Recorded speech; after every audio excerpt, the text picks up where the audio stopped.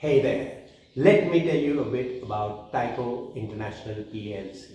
This company has been around since 1950 and it all started in the Republic of Ireland. They specialize in manufacturing and security systems and are headquartered in Princeton, New Jersey in the United States.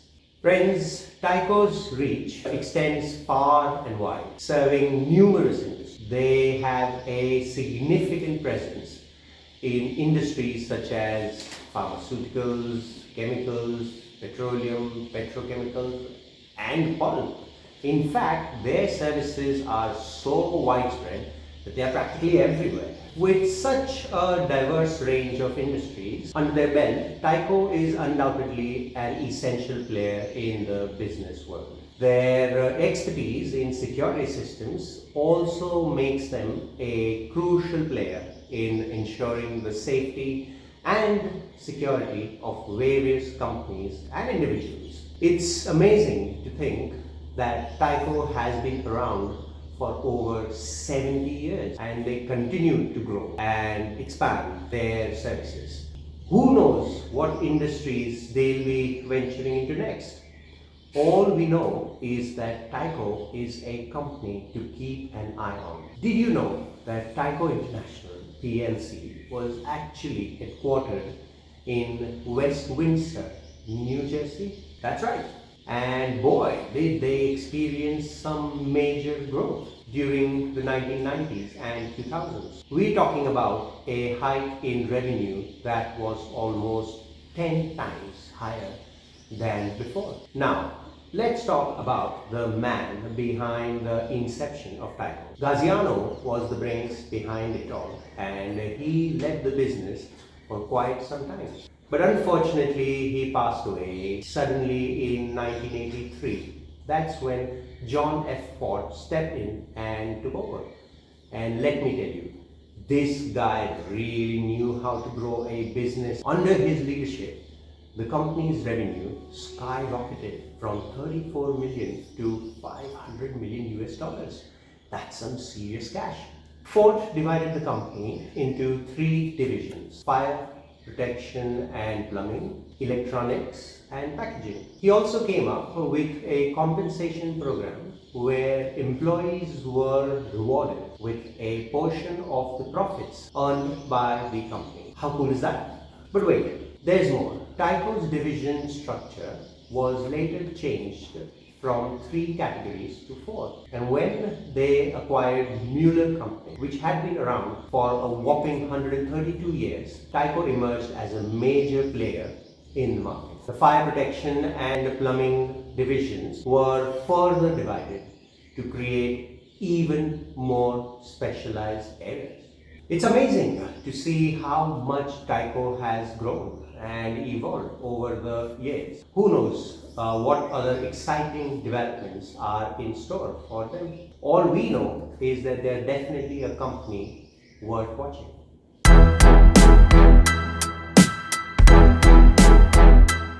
Did you know that Tyco International Plc also faced some tough times during the recession? Yeah, it wasn't a good time for many companies, and Tyco was no exception. Their earnings kept decreasing, and despite trying to take measures to fix things, nothing seemed to work. In fact, it got so bad that the company only made a profit of $1 million in 1993. Yikes. That's when Dennis Kozlowski stepped in to take over the management and control of the company. With new leadership came new strategies to revive Tyco from its financial crisis. Kozlowski started by decreasing expenses, which seemed like a good idea at first. But then he went on a wild spree of acquisitions that weren't always well planned, and it didn't turn out to be fruitful for the company's situation. However, for a brief period, the strategy seemed to work. Tyco's books of accounts showed revenue of $12 billion, and the company emerged as a giant once again. During his tenure, Tyco acquired more than 110 companies companies, spending a whopping $28 billion in the process. That's some serious dough. As a result of all these changes, the company also decided to change its name to Tyco International Company. It's interesting to see how the company adapted to the challenges it faced and how it continued to evolve over the years. Who knows what other challenges they'll face in the future? All we know is that Tyco is a company that knows how to survive and thrive. Did you know that Tyco International Company's acquisition spree continued during Kozlowski's tenure with some major acquisitions under its belt? In 1996, the company acquired Kendall International, leading to a change in the packaging division to disposal and specialty products. And the buying frenzy didn't stop there. In 1999, Tyco acquired AMP, which was the world's leading company in the field of manufacturing electric and electronic, fiber optic and wireless connections. These acquisitions helped the company to revive and double its revenues. But unfortunately, the good times didn't last long for Tyco. It's fascinating to see how a company's futures can change so quickly. Despite all the acquisitions and efforts made to revive the company's finances, there were still challenges. It's always exciting to watch a company's journey as it evolves and adapts to changing circumstances.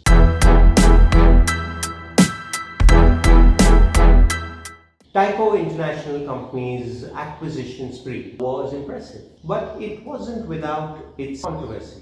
In 1999, the Securities Exchange Board, SEB, launched an investigation into the company's actions, questioning continuous and reckless acquisitions. However, after scrutiny, nothing was found, and the company continued its buying frenzy.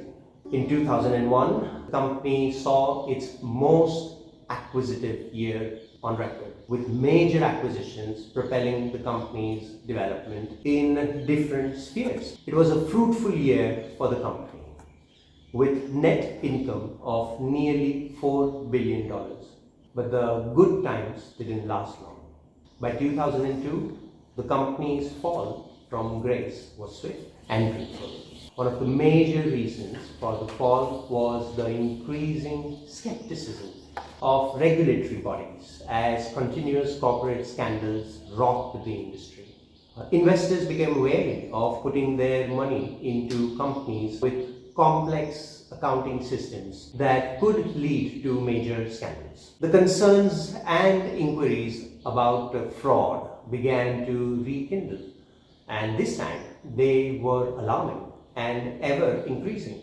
The skepticism towards the industry and the Tyco International Company kept growing, leading to shareholders losing confidence and the stock value of the company diminishing.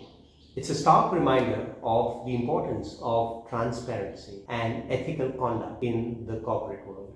When trust is lost, it's tough to regain it.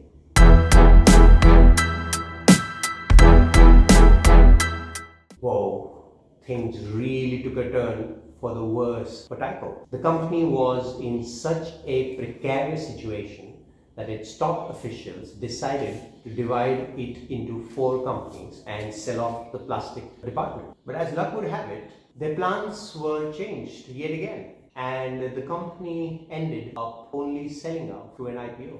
All this indecisiveness and flip-flopping caused the shares of the company to plummet to just $20 per share, which was a whopping 66% decrease in the share price.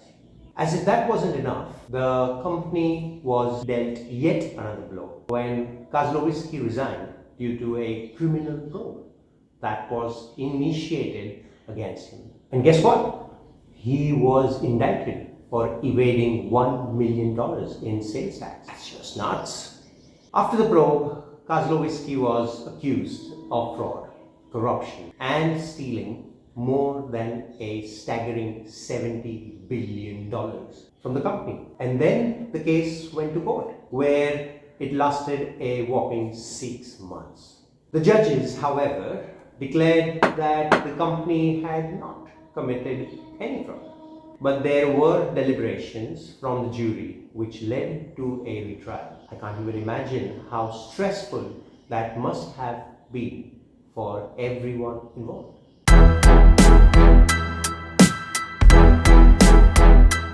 It's amazing how even big companies can have severe accounting flaws in their systems, isn't it? And that's what happened with this company. Breen, the new guy in charge, was determined to make the company more accountable and transparent. But as he dug deeper into the company's accounting system, he discovered a huge problem.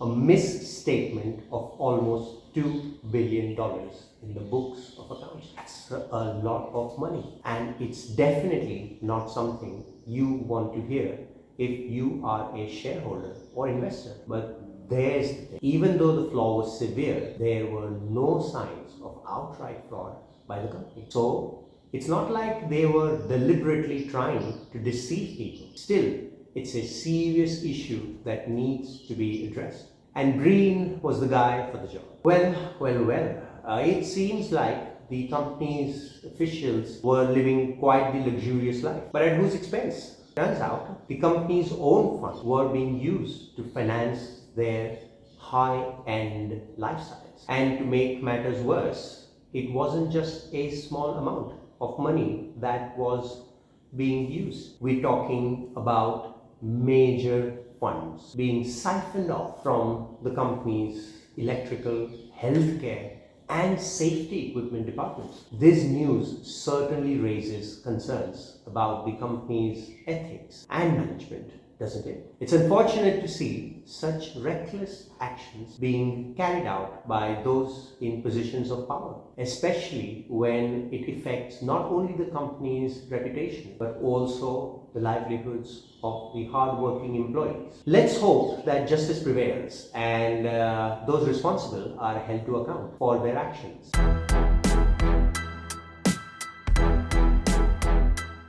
The Tyco scandal is a stark reminder of the importance of ethics in the business world. The scandal highlighted the issue of unethical conduct at all levels of an organization, from the top officials to the lower level employees. The top officials of Tyco not only included the lower officials in their scam, but they also roped in outsiders to make profits by unfair and unethical means. This unethical leadership led to a complete breakdown of trust and accountability within the company. Another major ethical issue that came to light in the Tyco scandal was the unethical business practices of the subordinates. The subordinates were coerced into participating in the fraudulent activities of the top officials, and in some cases they were even rewarded for their participation. This created a toxic work culture where unethical behavior was encouraged and even incentivized. Furthermore, the scandal exposed the issue of unethical auditing practices on Tyco's watch. The accounting system of the company had certain severe flaws, leading to a misstatement in the books of accounts of almost $2 billion. This highlights the importance of ethical auditing practices to ensure that financial statements are accurate and reliable. In conclusion, the Tyco scandal serves as a powerful reminder of this importance of ethical business practices and at all levels of an organization. It is crucial that companies prioritize ethical conduct and hold themselves accountable to high standards of integrity, transparency, and honesty. Only by doing so can we build a business culture that fosters trust, respect, and long-term success.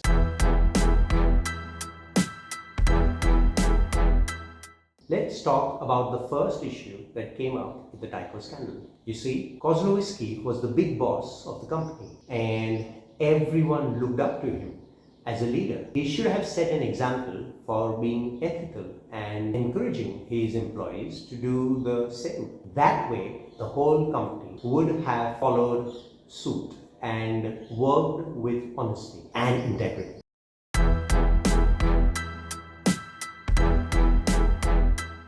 Friends, let us now dive into the second issue at hand. As we know, Kozlowski brought in several employees to aid him in his scam and even provided financial benefits to top officials. In order to keep them quiet, he even went so far as to silence board members with his tactic. It's clear when recruiting employees, companies should make sure that their values align with the companies and that their conduct is ethical and beneficial to the business. This is crucial to prevent similar unethical behavior from spreading throughout the organization.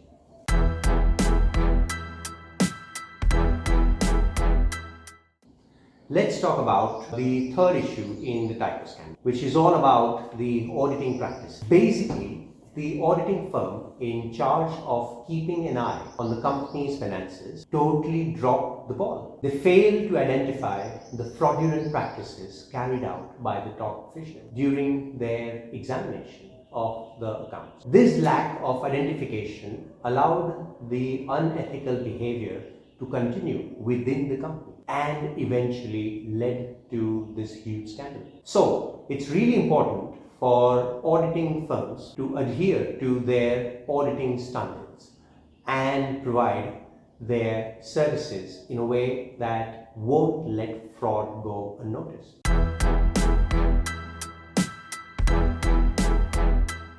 Let me break down the impact of the Tyco scandal on the company itself. Brace yourself, it's A to Z. First off, the company suffered massive losses of $9.1 billion during the whole fiasco. It also damaged the company's reputation and stock value, making investors wary and leading to investigations into the company's accounting and finances. It was a tough time for Tyco. To get back on track, the company implemented a restructuring program that involved shedding over 50 low-margin, non-core businesses. This obviously resulted in the unfortunate termination of 7,200 employees and the closure of 219 facilities worldwide. It wasn't easy, but the company had to make some tough decisions to stay afloat. In December of 2003, the company had to delist its shares in London due to low trading volume, but it managed to hold on to its listing on the New York Stock Exchange. Although the company managed to revive and increase the value of its shares once again, it was far from being fully recovered. Tyco faced numerous challenges in recovering its image, and there were over 2,000 cases pending against the company by its shareholders. To add to the company's woes, it faced several inquiries and accounting reviews for years, which included investigation by the SEC. All in all, it was a dark period for Tyco, and it took a lot of effort and time to even begin to move past the scandal. Please subscribe and smash the bell icon below to have YouTube inform you when more cool stuff drops on our channel. And if you like our work, please leave a like and a comment and check out one of our other videos. Thank you.